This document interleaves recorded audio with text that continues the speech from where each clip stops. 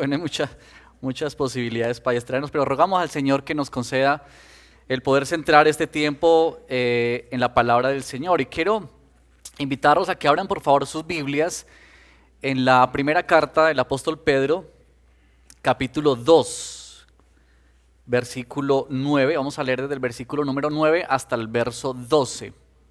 Estos tres versitos nomás que tienen una riqueza profunda para nuestras vidas. Primera de Pedro, capítulo 2, versículo 9 al 12. Dice así la palabra del Señor. Pero ustedes son linaje escogido, real sacerdocio, nación santa, pueblo que pertenece a Dios, para que proclamen las obras maravillosas de aquel que los llamó de las tinieblas a su luz admirable. Ustedes antes ni siquiera eran pueblo, pero ahora son pueblo de Dios. Antes no habían recibido misericordia, pero ahora ya la han recibido. Queridos hermanos, les ruego como a extranjeros y peregrinos en este mundo, que se aparten de los deseos pecaminosos que combaten contra la vida. Mantengan entre los incrédulos una conducta tan ejemplar que, aunque los acusen de hacer el mal, ellos observen las buenas obras de ustedes y glorifiquen a Dios en el día de la salvación. Bueno, oremos al Señor. Padre, queremos poner esta palabra en tus manos, pedirte que por favor abras la comprensión, nos permitas entender estas verdades tan importantes, tan profundas para nuestra vida, verdades que necesitamos afirmar y recordar constantemente, Señor. Te pedimos, Señor, que nos bendigas y que tu Espíritu Santo obre en nosotros conforme a tus propósitos, Señor. Te lo pedimos en el nombre de Jesús. Amén. Bueno, esta carta que escribió el apóstol Pedro, esta primera carta, está dirigida a creyentes que estaban dispersos por 3 provincias. Y digamos que una de las situaciones que atravesaba estos hermanos es que de alguna manera estaban sufriendo un tipo de rechazo y algún tipo de persecución debido a la fe, debido al hecho de que ellos se llamaban cristianos o que se identificaban con Cristo. Y Pedro les escribe para animarlos y para afirmarlos en la verdad de la gracia. Yo quiero como establecer aquí un paralelo entre lo que ocurría en ese entonces y nosotros, porque si bien es cierto que nosotros no estamos viviendo en este momento una persecución tal como muchas veces encontramos en la palabra o en muchos lugares, nosotros por ejemplo tenemos el privilegio de cantar, mire, nosotros podemos cantar, ¿cierto? Sin temor alguno, con las puertas abiertas, que nos escuchen los vecinos y no tenemos miedo, ¿cierto? Podemos predicar la palabra, cargar la Biblia, pero por ejemplo, hay muchas partes en el mundo donde en esta misma hora no se puede hacer esto. Y donde muchos tienen que esconderse, tienen que callar, tienen que esconder la Biblia. Y esa es la realidad. Gracias al Señor por su amor y por su gracia nos permite a nosotros no tener esas cosas. Pero también es cierto y tenemos que decir que de alguna manera como creyentes sí vivimos cierta hostilidad a nosotros, los cristianos. Vivimos una hostilidad porque vivimos en una sociedad que es permisiva, que es contraria y que se opone a la palabra de Dios. Es decir, que está en contra de los valores y de los principios bíblicos. Por eso la palabra dice que muchos llaman a lo bueno malo y a lo malo bueno. Es como que le han dado un giro completo, ¿cierto?, a esto y están completamente apartados del Señor. Y la sociedad cada vez más quiere que toda la gente, todo el mundo camine en las iniciativas que ellos tienen. Y cuando no es así, entonces nos llaman de intolerantes, de que estamos en la antigüedad, de que no tenemos un pensamiento moderno, actualizado, y bueno, tantas cosas y agendas que hay, ¿no? Solamente uno podría mencionar algunos temas como el aborto, como la ideología de género, etcétera. Hay tantas cosas que dejan ver de alguna manera eso, ¿cierto? Yo no sé, por ejemplo, si usted ha recibido alguna vez crítica por ser cristiano. Quizás si alguna vez alguien se ha burlado de usted por ser cristiano, un amigo, familiar. Si alguien ha hecho comentarios a propósito para herirlo a usted en su fe. O si quizá tú has perdido algún privilegio, algún derecho por decir que eres cristiano. Y Lo que Pedro nos dice es que a nosotros no debería resultarnos extraño eso. Es decir, no debería ser para nosotros como algo novedoso o nuevo, sino que todo lo contrario.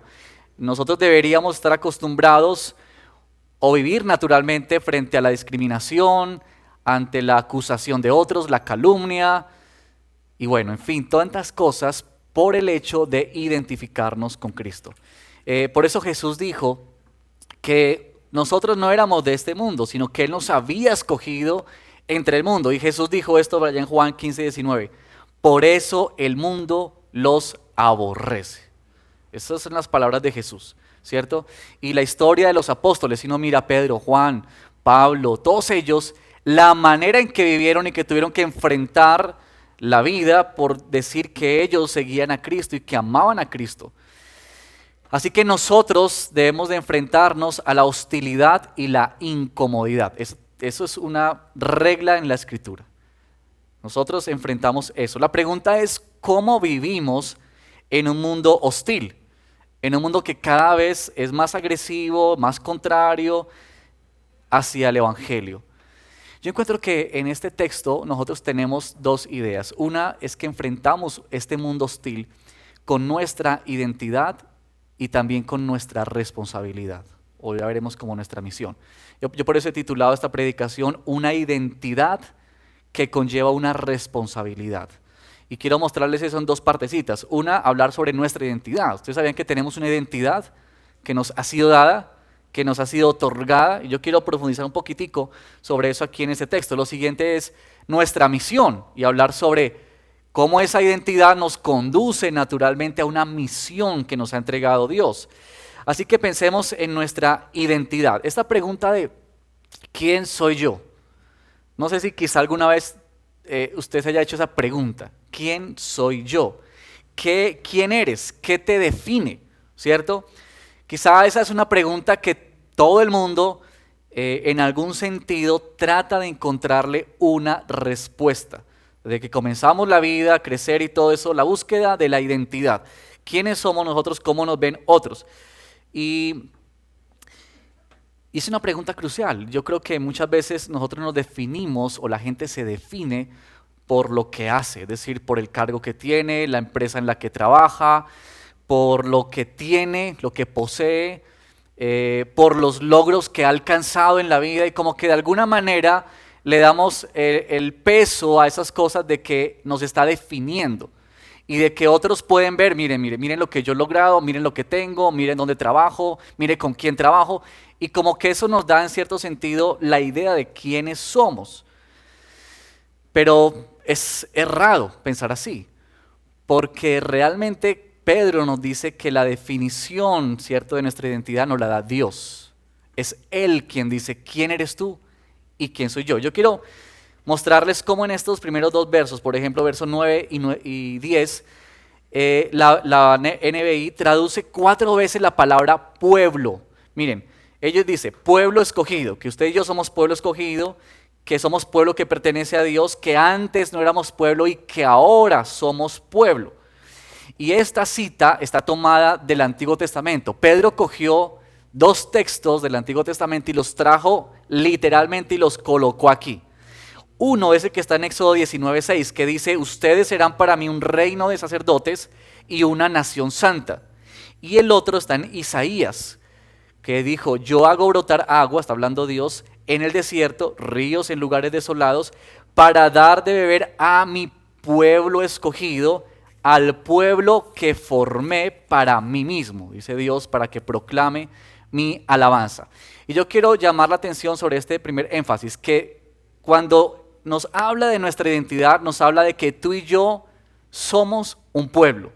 Esa palabrita, pueblo. ¿Sabe? Cuando Dios nos mira a nosotros y ve su iglesia, Él no ve personas independientes, Él no ve personas aisladas. Lo que Dios ve es un todo. Él nos ve como su iglesia, Él nos ve como su pueblo. Por tanto, nuestra identidad como hijos de Dios está ligada a la iglesia. Por eso decimos tan bellamente que Dios nos escogió de diferentes lugares, de diferentes sitios de donde venimos, trasfondos. Pero Dios nos escogió y nos trajo para unirnos a una familia en la fe. Y yo no sé si a ustedes les ha pasado encontrarse con cristianos que usted nunca ha visto. Usted apenas se los está encontrando y usted se da cuenta que él es creyente. ¿No le parece a usted que hay como cierta cercanía, como cierta familiaridad? Hace unos domingos vinieron una familia que estaban hospedadas en un hotel aquí enfrente de nuestra iglesia y ellos en su desayuno escucharon la música y quisieron venir para conocer la iglesia y estar con nosotros y presentarse. Ellos eran una familia cristiana. Y fue tan especial hablar con ellos y compartir con ellos como si nos conociéramos de hace mucho tiempo.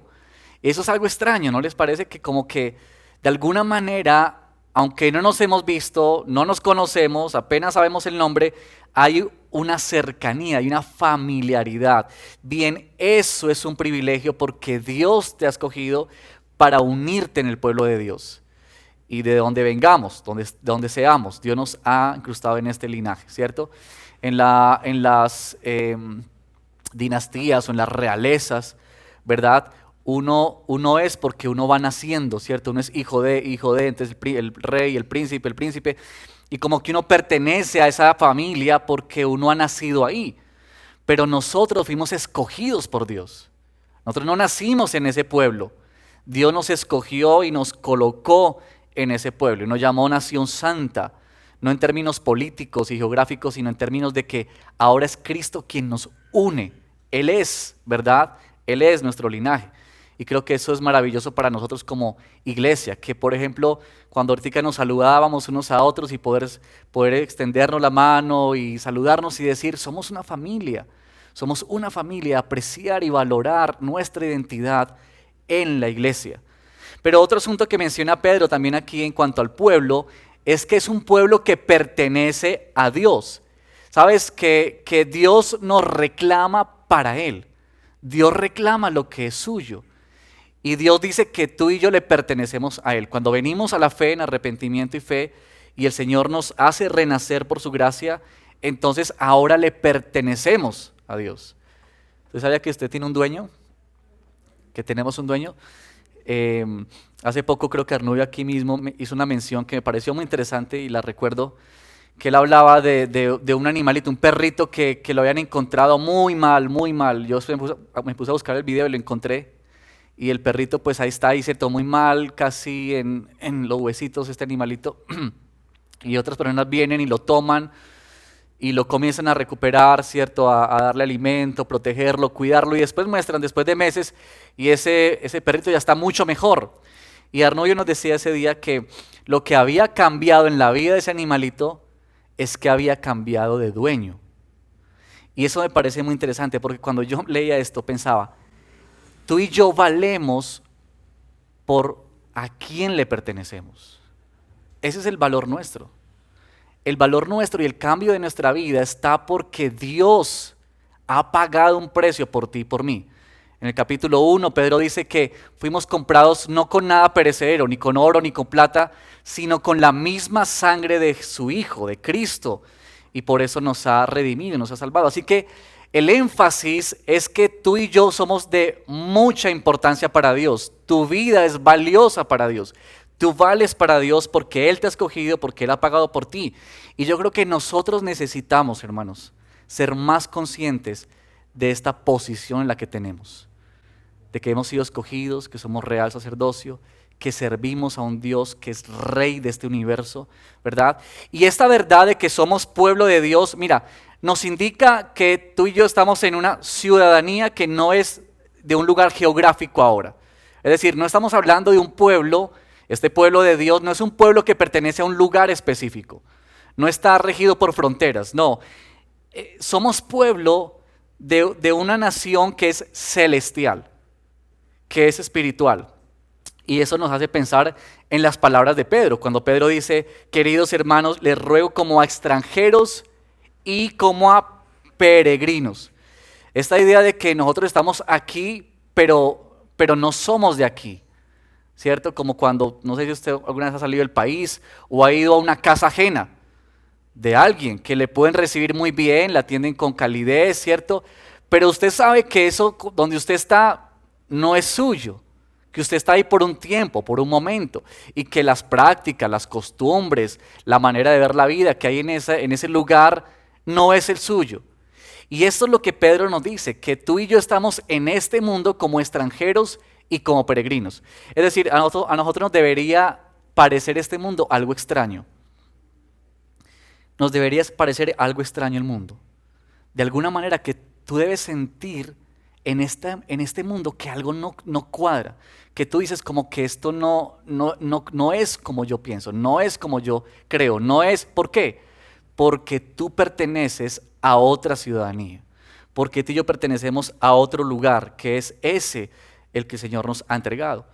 Y algo que es tan importante en Pedro es que la identidad nuestra, queridos hermanos, no se basa en ningún mérito. No hay nada que tú y yo hagamos para estar siendo partícipes de esta ciudadanía. Es por la misericordia. Por eso el versículo 10 dice, ustedes antes ni siquiera eran pueblo, dice Pedro, pero ahora son pueblo de Dios. Antes, dice él, ustedes no habían recibido misericordia, pero ahora ya la han recibido. Esta es la verdad. Tú y yo somos pueblo de Dios porque hemos sido objeto de misericordia de parte del Señor, ¿verdad? Pudiésemos decir que el único requisito para ser pueblo de Dios es no serlo. Y si tú estás hoy aquí y tú no has venido al Señor en arrepentimiento y fe y tú dices, yo no pertenezco quizás a la familia, porque la Biblia claramente dice que no toda la gente es pueblo de Dios. Hay unos que son pueblo de Dios y otros que no son pueblo de Dios. Pero la verdad maravillosa es que puede ser pueblo de Dios, ¿verdad? No haciendo nada, sino simplemente recibiendo el perdón de Dios y aceptando su misericordia en arrepentimiento y en fe. Ahora, esto nos hace pensar, hermanos, cómo definimos nuestra identidad. No nos define otras personas. A ti no te define lo que otros dicen de ti. A ti no te define lo que tú tienes o lo que haces. A ti te define lo que Dios dice en su palabra acerca de ti. Y si hay material abundante en la Escritura es precisamente eso. Dios diciendo quiénes somos nosotros ahora en la persona y en la obra de Cristo Jesús. Entonces eso es precioso. Pero esta identidad, hermanos, esta identidad que acabamos de definir, que acabamos de mirar, tiene una responsabilidad. O más bien pudiésemos decir, contiene una misión, ¿verdad? Déjeme regresar un poquito a esta ilustración de la realeza y de estos lugares donde hay todo este tipo de cosas, de príncipes y de reyes. Quizá la que más conocemos, o yo no sé, la que yo más conozco un poquito es como la del Reino Unido, ¿cierto? Como la más sonada, la que aún permanece después de tantos años. Ahí está la reina Isabel y todos los príncipes y todas estas cosas. Pero esa identidad de esas personas hace que ellos vivan de cierta manera, ¿se dan cuenta? Y por ejemplo, yo recuerdo cuando mujeres entran a ser parte de ese linaje o parte de esa realeza porque se casan con príncipes, les cambia su identidad, pero también les cambia su quehacer, ¿cierto? Es decir, lo que hacen. Y uno las ve entonces viajando por el mundo, haciendo obra social, hablando con los presidentes, hablando con gente. ¿Por qué? Porque tiene ahora una nueva identidad. Y eso sucede con nosotros. El hecho de que tú y yo ahora somos hijos de Dios, pueblo de Dios, eso hace que tengamos una nueva misión o un quehacer. Y yo quiero mostrarte lo siguiente. Mira en el versículo 9 que dice que tú y yo somos pueblo que pertenece a Dios. ¿Para qué? ¿Para qué somos pueblo? Para anunciar o para proclamar las obras maravillosas de Dios, ¿cierto? En el versículo 11 dice que somos extranjeros y peregrinos en este mundo, y él dice acá, apártense entonces de todos los deseos pecaminosos. Y en el versículo 12 dice Pedro, mantengan entre los incrédulos una conducta tan ejemplar. Mira lo que está diciendo aquí Pedro. El llamado que se nos hace como iglesia, como pueblo, a ti, a mí, es a dirigir al mundo hacia la gloria de Dios, hacia el gozo de su reino. ¿Cómo? A través de nuestros labios y a través de nuestra vida. Mira, la iglesia no es, hermanos y hermanas, la iglesia no está dada para que encaje en nuestros planes, ¿cierto? La iglesia no es un lugar donde tú vienes y dices, bueno, ¿cómo encaja la iglesia dentro de mis planes, en mis propósitos, en mis sueños? No. Más bien la iglesia nos ha sido dada para que tú y yo sirvamos a los planes de Dios. Dicho de otra manera, La iglesia no encaja en nuestros planes. Tú y yo venimos a encajar en los planes de Dios. Esa es la manera en cómo debemos vivir. Y eso de vivir en un mundo tan hostil como esto tiene dos maneras de ver nuestra misión. Una es a través del proclamar y anunciar, y la otra es a través del vivir o el exhibir el evangelio. Pedro dice, proclamen, proclamen, digan, hablen, anuncien las obras maravillosas de aquel que los llamó. Ahora, esas obras maravillosas tienen que ver con lo siguiente. Él los llamó a ustedes de las tinieblas a la luz. Es decir, ¿qué es lo que nosotros tenemos que decirle a la gente? ¿Qué es lo que tenemos que proclamar al mundo? Lo que Dios ha hecho contigo y conmigo. Ese viaje que Dios hizo con nosotros de traernos de las tinieblas y ponernos ahora en la luz. Eso es proclamar las maravillas del Señor. Sabes que nosotros estamos en un mundo que está en rebelión contra Dios.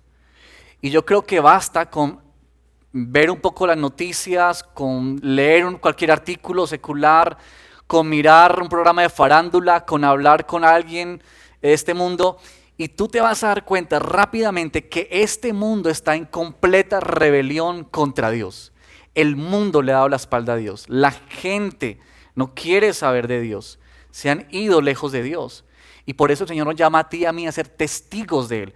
Hay una palabra que me gusta mucho, que es ser embajadores. ¿Saben que se nos llama embajadores del reino? Embajadores del reino. Y en este estudio encontré algo interesante. En ese tiempo, en el Imperio Romano, Roma tenía muchas provincias, ¿no?, que ellos habían conquistado y que eran parte de su reino. Habían dos tipos de provincias en ese entonces. Uno eran las provincias que, digamos, no tenían conflicto con el reino, con el imperio. Es decir, no tenían oposición, siempre estaban tranquilos. Ellos no tenían miedo ni temor a que ellos se sublevaran. Pero habían otras provincias a las que ellos llamaban provincias imperiales. Y esas provincias siempre tenían todos los intentos de rebelarse contra el imperio. El emperador nombraba embajadores y lo que hacía era enviarlos a estas provincias imperiales. ¿Saben para qué? Para que ellos fueran reconciliadores. Los enviaban para que ellos trajeran paz entre los dos. Y yo estaba pensando, eso es lo que a ti y a mí se nos ha entregado cuando somos embajadores. Somos reconciliadores. Hemos sido llamados a llevar a otros la paz con Dios, así como Él nos ha llamado. Y quizá tú puedes decir, no, pero es que yo no tengo ese don. Yo no tengo el don de evangelismo. Pero déjame decirte que todos nosotros fuimos llamados a hablar, a anunciar, proclamar el poder, los hechos, las virtudes, la gloria, la gracia, la misericordia, el amor, la santidad de nuestro Dios. A eso tú y yo fuimos llamados en esta identidad. Y tenemos que ver eso, queridos hermanos, como un gran privilegio.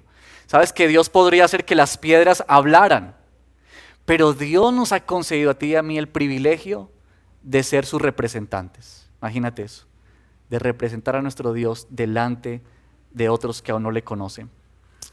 Pero también este hecho de la misión, que es proclamar, también tiene que ver con vivir. Y mira lo que dice aquí Pedro. Yo quiero mostrarte rápidamente por algunos versículos que tenemos en esta carta de cómo Pedro hace que podamos pensar que en medio de este ambiente de oposición, de hostilidad, de calumnia, como creyentes podamos mostrar nuestra identidad, podamos relucir o sacar a relucir nuestra identidad. Mira el versículo 15 del capítulo 2. Mira lo que dice allí. Porque esta es la voluntad de Dios, dice Pedro, que practicando el bien, noten esa frase, practicando el bien, hagan callar la ignorancia de los insensatos. Ahora mira el capítulo 3, verso 1. Pedro le habla a las esposas. Sométanse a sus esposos. Y aquí está esta idea.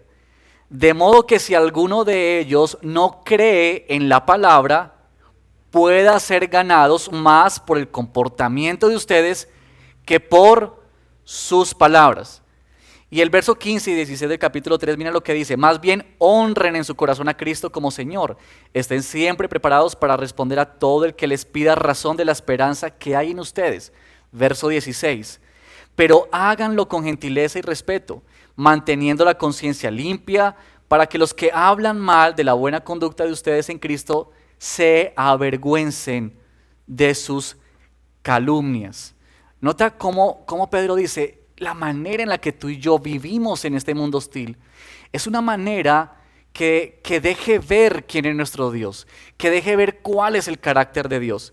Yo me encontré con un texto que me parece muy interesante y más les voy a mostrar. En Tito capítulo 2 versículo 10 dice así, miren lo que dice, no deben robarles, sino demostrar que son dignos de toda confianza, para que en todo hagan honor a la esperanza de Dios nuestro Salvador. Déjeme leérselo en la Reina Valera que me gustó más como lo dice. Dice, no defraudando, sino mostrándose fieles en todo, para que en todo, escucha esto por favor, para que en todo adornen la doctrina de Dios nuestro Salvador. La Reina Valera usa la palabra adorno, adornar, que es la palabra en original.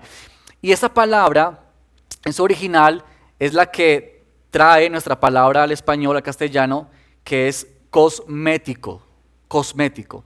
¿Ustedes saben para qué se usan los cosméticos? Mujeres, ¿para qué se usan los cosméticos? Para adornar, para embellecer, ¿cierto? El rostro. En otras palabras, lo que está diciendo Pedro es lo siguiente. Nuestra manera de vivir embellece el Evangelio. La vida que tú tienes, lo que tú haces, cómo te comportas, cómo hablas, cómo piensas, es una ilustración del poder transformador del Evangelio en tu vida. Lo que hacemos hace atractivo, que otros querrán ver y otros querrán oír. Decimos que es como si nuestra vida fuera una casa hecha no con ladrillos ni paredes, sino con vidrios. ¿Ustedes se imaginan que su casa fuera de vidrio? ¿Cómo sería eso? ¿Ustedes se acuerdan que aquí en Colombia, bueno, había realities en los que colocaban a personas dentro de una casa y les ponían cámaras por todas partes, por todos lados? 24 horas al día, 7 días a la semana, y después le mostraron a uno un resumen de todo lo que habían hecho, qué hablaban, qué no hablaban, cómo peleaban, todo ese tipo de qué comían, todo ese tipo de cosas, ¿cierto? Bueno, la vida cristiana en un sentido es así. Estamos siendo observados por otros. Otros nos están viendo, ¿verdad? Y así que es tan importante la manera como tú y yo vivimos. Es necesario vivir el Evangelio y hablar el Evangelio. Podemos caer en dos peligros. Uno es no alumbrar con nuestra vida a otras personas, ¿cierto? Porque no se trata de decir que yo soy cristiano, soy cristiano, soy cristiano. No, se trata de ejemplificar con tu vida lo que hay en tu corazón. El cambio, la transformación que ha efectuado el Evangelio para ti, ¿cierto? Por eso Pedro dice apartándose de todos estos pecados, pero también siendo ejemplo. Y lo otro es que pudiésemos ignorar el llamado de Dios de proclamar. Porque saben, y yo lo hablo por mí, de verdad, yo he sido confrontado con este texto, en el hecho de proclamar. Porque uno muchas veces, digamos, tiene una vida en la que uno puede dar una impresión a los vecinos, a los amigos y todo eso, ¿cierto? Una buena persona, que no roba a nadie, que hace buenas acciones.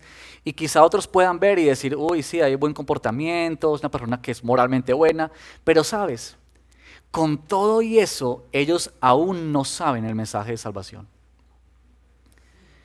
Y uno de los peligros en que caemos nosotros como cristianos es no hablar, es no anunciar el Evangelio. Y hay diferentes razones quizá para eso. Uno puede ser la insensibilidad que tenemos. No nos importa la persona de al lado. No me interesa, ¿cierto? Sí, somos completamente insensibles. Y quizá nosotros en un país, yo pensaba otro día, nosotros tenemos la capacidad de comer o almorzar viendo noticias donde se habla de una cantidad de cosas y nos parece que ese televisor ahí es parte del paisaje. Insensibilidad. Quizá también el temor a sufrir. Entonces no queremos que nadie nos rechace, no queremos poner en duda nuestra reputación, qué va a decir el jefe, qué va a decir los compañeros, qué va a decir la hermana, el familiar, y luchamos con eso. Y yo he sido confrontado con eso porque en un sentido sí tenemos miedo a sufrir por decir que somos cristianos. Pero quizá también es que nos parece que la gente no está tan mal afuera. Es decir, ahí están trabajando, viviendo, haciendo familia, logrando cosas y bueno, lo único que le falta es a Cristo. como si eso fuera un accesorio más, como un llaverito pues para llevar en el cinturón, ¿cierto? O sea, como que le falta eso, pero eso no es más.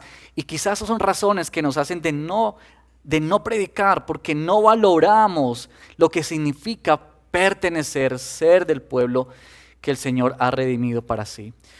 Bueno, yo quiero dar una conclusión antes de mostrarles unas aplicaciones esta tarde ya.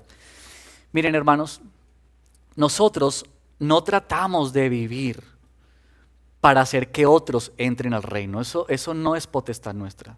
Nosotros no tenemos la autoridad ni el poder para hacer que otros vengan a Cristo. Nosotros, tú y yo, vivimos más bien de acuerdo a lo que somos. ¿Ya? Tú y yo hablamos porque somos. Tú y yo actuamos por lo que somos. Y es así que engrandecemos el nombre y la imagen de Dios ante otras personas. ¿Para qué? Para que también sean persuadidos a venir a Cristo en arrepentimiento y en fe. Y déjame decirte unas aplicaciones para cerrar esta predicación. Primero, sabes que yo cuando leía este texto pensaba en la gracia de Dios con nuestra vida. Que Dios nos llama a sus representantes, que Él nos ha dado una identidad y nos dice esta identidad te lleva ahora a esta misión, pero no porque seamos perfectos, sino a pesar de que somos imperfectos. Dios nos concede el privilegio de exhibir su reino aquí en la tierra. Dios nos concede eso, este privilegio de poder hablar, esta responsabilidad, entendiendo de que estamos en el mundo, pero no somos de este mundo. Y quizá lo que primero necesitamos nosotros afirmar esta tarde es que es necesario entender y ser conscientes de esta verdad. Pero también Pedro nos guía en este pasaje a pensar en nuestras actitudes y nuestra manera de vida, en nuestra casa, en el trabajo, en la sociedad, en la universidad, en el colegio.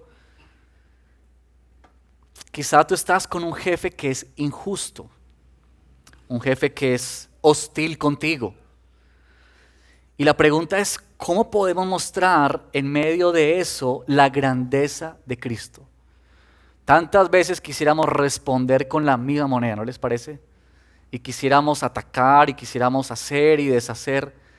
Pero Pedro nos dice, mira, en medio de un mundo que es hostil con ustedes, esta es la manera de ir, porque ustedes tienen una identidad. ¿Cómo podemos engrandecer a Cristo en esos escenarios? O quizá tú estás con un esposo o una esposa en casa que no ha llegado aún a la salvación y que en momentos se convierte hostil contigo. Y tú estás pensando, ¿cómo hago para soportar y lidiar esto? Bueno, piensa en cómo puedes mostrar la grandeza de Cristo en tu actuar, en tus palabras, tu manera de llevar. Pero quizá tú tienes hijos en tu hogar que se han apartado de la fe. Y la pregunta es, ¿cómo puedes engrandecer a ellos, ante ellos, la grandeza de nuestro Dios? Quizá con familiares, quizá con amigos, con vecinos. Piensa en eso, maneras que podemos revelar la grandeza de nuestro Señor. Hay una frase que el pastor Juan Sánchez escribió en uno de sus libros a propósito de ese libro que estamos recomendando hoy en nuestra lectura, que es Primera de Pedro para ti, es una serie de libritos. Y él escribió lo siguiente, que quiero citarlo textualmente hoy para ustedes. Dice así: si permanecemos en silencio, ¿quién les hablará a las personas sobre la salvación gloriosa que ofrece Cristo?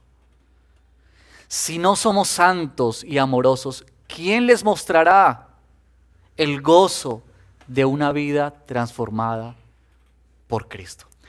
Y déjeme terminar con Tito, estos versos que están ahí en el capítulo 2, versículo 11 al 14. Mira lo que dice, y con eso termino. Mira lo que dice.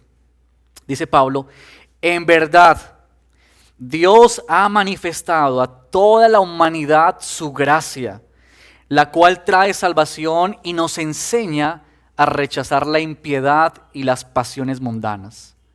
Así podremos vivir en este mundo con justicia, piedad y dominio propio, mientras aguardamos la bendita esperanza, es decir, la gloriosa venida de nuestro gran Dios y Salvador Jesucristo. Él, dice Pablo, se entregó por nosotros para rescatarnos de toda maldad y purificar para sí un pueblo elegido, dedicado a hacer el bien.